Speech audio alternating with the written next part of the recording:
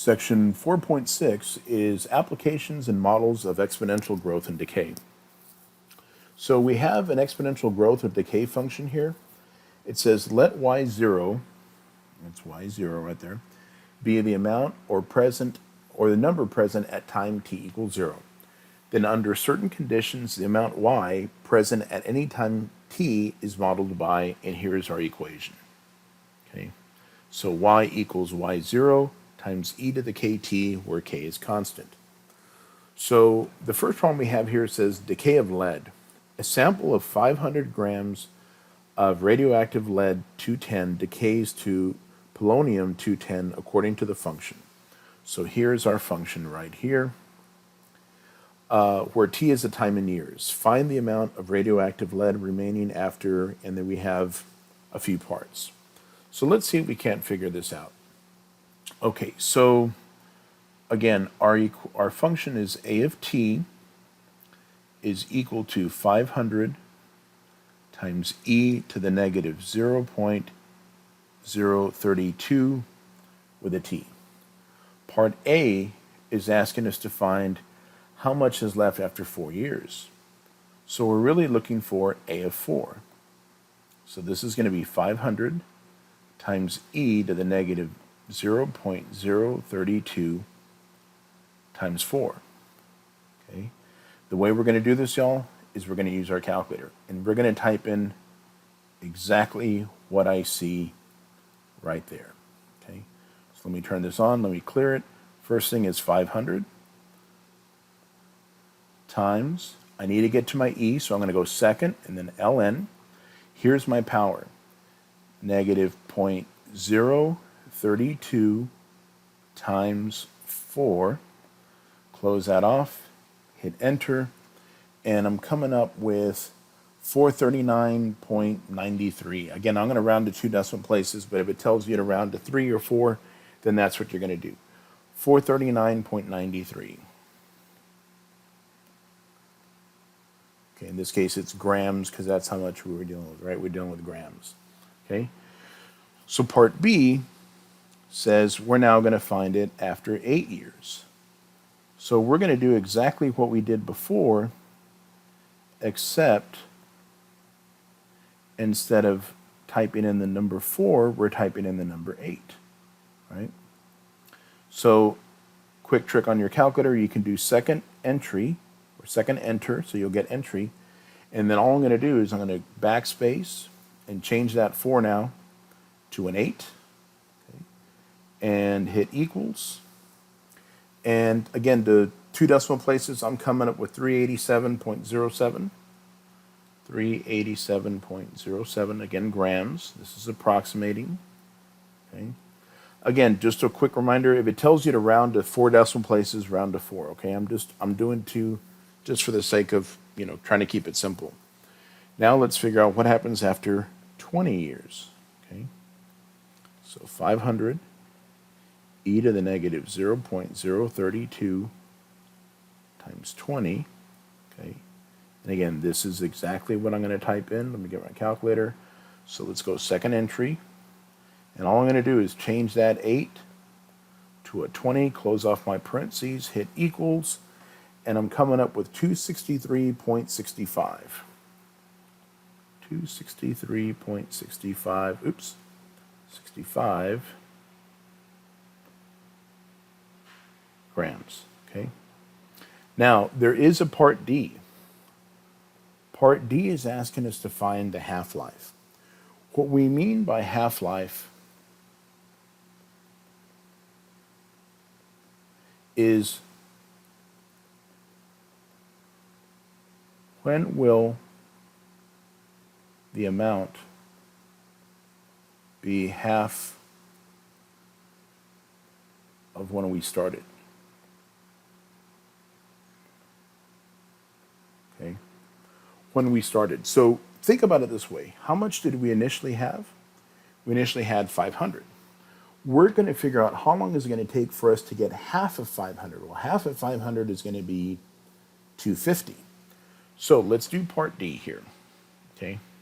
And we're looking for when, which means I'm going to solve that equation for t, okay? So the half-life is going to say we're going to end up with 250 from our original 500 is equal to negative 0.0, oops, too many zeros there, 32 with a t. Okay, so I'm trying to solve this equation for the letter t. So first thing is, let's get rid of this 500 by dividing by 500 on both sides. 250 over 500, half. That's why it's called the half-life, is equal to negative, or e to the negative 0.032 with a t. Okay. Now guys, since I do have the e here, I'm going to take the ln on both sides. So let's take ln of 1/2 is equal to the ln of e to the negative 0.032 with a t. So this is going to give me ln of 1/2 is equal to, remember, these are going to cancel out, negative 0.032 with a t. So I need to divide both sides by negative 0.032, negative 0.032, okay? So t is going to be approximately equal to, now I'm going to type this piece here in my calculator. Remember, my calculator is going to have parentheses around that, right? So let's type it in exactly as I see it. Let me clear my screen so everything is nice and neat. ln of what number? Of 1/2. Close it off, divided by negative 0.032. And let's see what we get for t. So 21.66 years is how long it's going to take. So before I go on, remember when we did the problem part C, and we did it after 20 years, and after 20 years, we had almost half. We had a little bit more than half. So I knew it was going to be a little bit more than 20 years, and we came up with 21.66 years, right? It had to be more than 20. Now, excuse me, one thing I want to mention, remember what t stands for. T is the time. If you're coming up with a value here that's negative, that means something wasn't done correctly, right? Because time can't be negative, okay? Let's see if we can do this. Next problem, we'll do it the same way. It says decay of radium. The half-life of radium-226, which decays, or sorry, find the half-life of radium-226, which decays according to the function. Okay, so we're looking for the half-life. That means we're solving for t, okay? So we're going to have half of the initial amount is equal to the initial amount times e to the negative 0.12343 with a t, okay? So guys, these initial amounts, whatever they are, they're going to cancel out, okay? So we just have 1/2 is equal to e to the negative 0.0043 t, okay? Again, since I'm dealing with my base e, we're going to take the natural logarithm on both sides.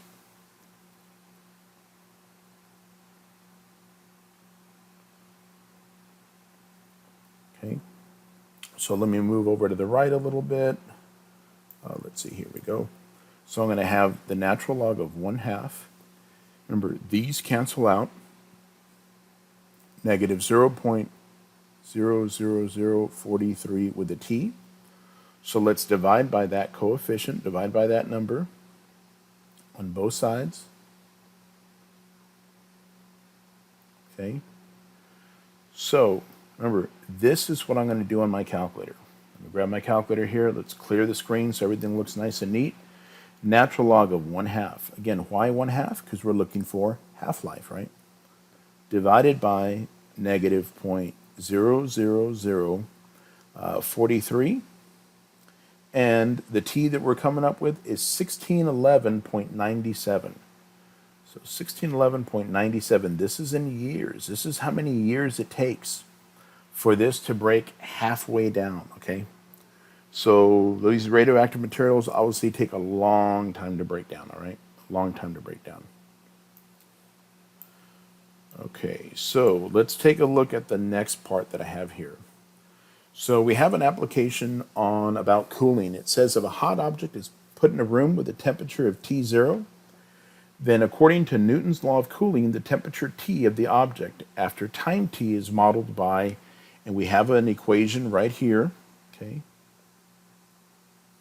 So this amount here is the temperature of the room, okay? And let's see, the D here is the initial difference between the object in the room, and our number A is going to be a number somewhere between 0 and 1. So it says a pot of coffee with a temperature of 100 degrees is set down in a room with a temperature of 20 degrees. The coffee cools to 60 degrees after 1 hour. It says find values of T0, D, and A so that the equation models our data. Okay, so let's see if we can find some pieces of information. T0 is the temperature of the room. So the temperature of the room is 20 degrees Celsius, okay? D stands for the initial temperature difference between the object and the room. So the coffee was 100 degrees and the room is 20 degrees. So the difference is going to be 100 minus 20. That's going to be 80 degrees, okay? So let's start writing some pieces of information out here. So I'm going to write T of T is equal to T0, which was 20, plus the value of D, which was 80, times A to the power T, okay?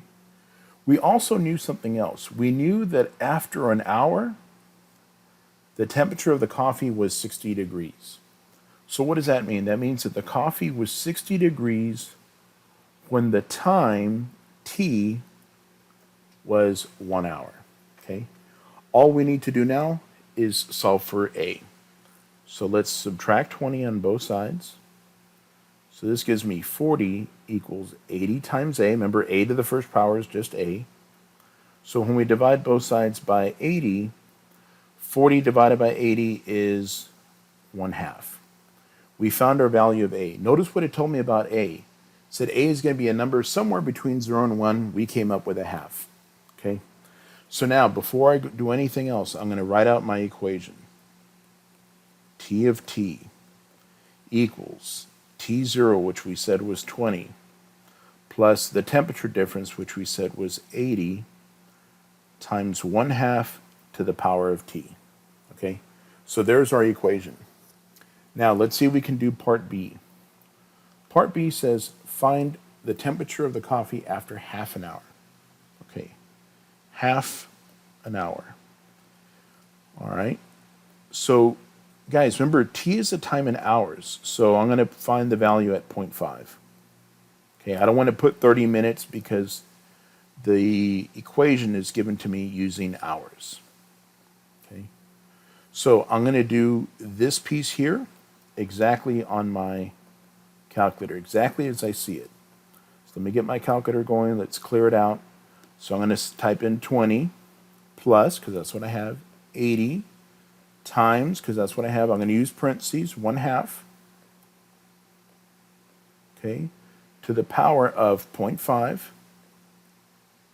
equals, so I'm going to go again to 2 decimal points here.